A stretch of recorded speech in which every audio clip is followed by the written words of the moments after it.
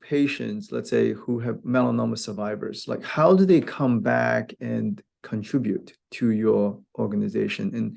And obviously it's on one side, let's say for someone who just been diagnosed with a melanoma and they want to receive as much support information. But what I find a lot of my patients afterwards is they want to do something, right? And they want to basically be a part of the network support group to give back.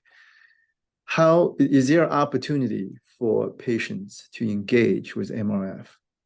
Absolutely. It's such a great question. And it's something that we really love to see. Being a national foundation, we're really able to engage with patients and the community across the US. So we have a lot of ways that patients can get involved. We have a national Miles for Melanoma 5K walk run. So people can form teams, they can come out to the community, they can engage, they can even be on the planning committee if they want. So Hmm. it's a great way. And those events are amazing. You know, people they walk or they run. We have skin checks on site. They could develop, get team shirts for their team. And it's just a really great community event. And that's a really great way for people to engage. The How, other how do people, so do you reach out actively to the local um, individuals who are passionate to do this, or they can just reach out to you and you organize it in a ad hoc manner, or do you do it, let's say, every in May, or can you do it any times throughout the year? Yeah, great questions. So we have 16 walk runs across the US, and they're all listed on our website, Okay. melanoma.org. And people can go on and they can register for the event. There's information on there if they want to get more involved, if they want to perhaps join the committee, if they want to sponsor. So it just depends if we have one in their local community. If we don't, there are still ways that people can get involved. And one of my personal favorite ways is for our patients or caregivers to act as grant reviewers. So we include advocates in our grant review process. And it's really cool because they get to be a part of the grant review with our scientific advisory committee and lend their perspective Well, grants, which is really fulfilling for patients. but how do they play this role? Because, they may not have the clinical or medical expertise to make that same judgment. Yeah, it's a great question. So, what they're really looking at it is through the lens of a patient, Okay. right? So, if they're reading a proposal and the proposal says a patient is going to come in every day for a blood draw, and then they're going to have to come back in 3 days for infusion. Their perspective might be like, this is going to be really hard on patients. I don't know if that's something that a patient would be able to do. So we're really involving patients in the whole process, right? So it's really important for them to give their perspective. And the conversations that happen between the patient reviewers and the clinical reviewers is absolutely fascinating.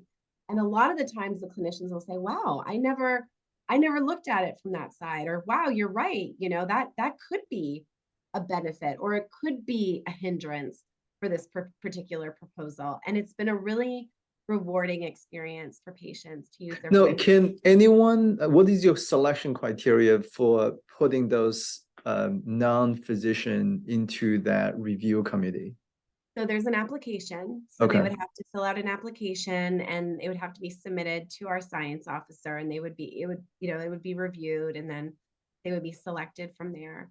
But it's a really great opportunity because as you know, the FDA really wants patients involved in the drug development process. So, we're doing it even a step earlier and saying we're going to get patients involved in the basic research and the translational research process.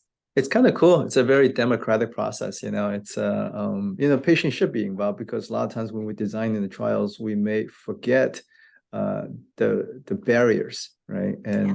And the burden that imposed on the patient and the family members. And so, all right. So we talked about the walk. We talked about this idea of serving on the committee. Yeah. And what else can they do? So again, attending a patient symposium. So we host patient symposium all over the country Hmm. at major academic centers. We typically host 3 in the spring, 3 in the fall. We have one focused on uveal melanoma, and then we have one focused on either pediatric or adult young AYA, which is adolescent young adult melanoma. And those are events that we would love people to volunteer at. We'd love them to attend. So there's some ways that people can get involved in that way too. If they're living in one of those areas that we have these events, we're always looking for volunteers. We're always looking for people to come out and help support these events for patients. That's fantastic. And do you guys have any local chapters? Because I know it's based in Washington, D.C., the headquarters, right? Yeah. And, since you're talking about national organization, you have such a wide reach to the whole country. Do you have any like local chapters or at this point, no? Yeah, we're not chapter based, but we're national. So Okay. kind of what I was talking about earlier, being in 16 cities with our Miles for Melanoma, we're at 6 different academic centers. And again, all that information is on our website.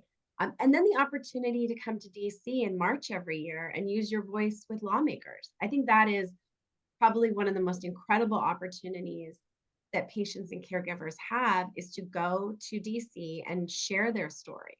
When is this event taking place? In May or June It's or it's in March. So we okay, typically March? do it in early March because it's before the appropriations committee meets.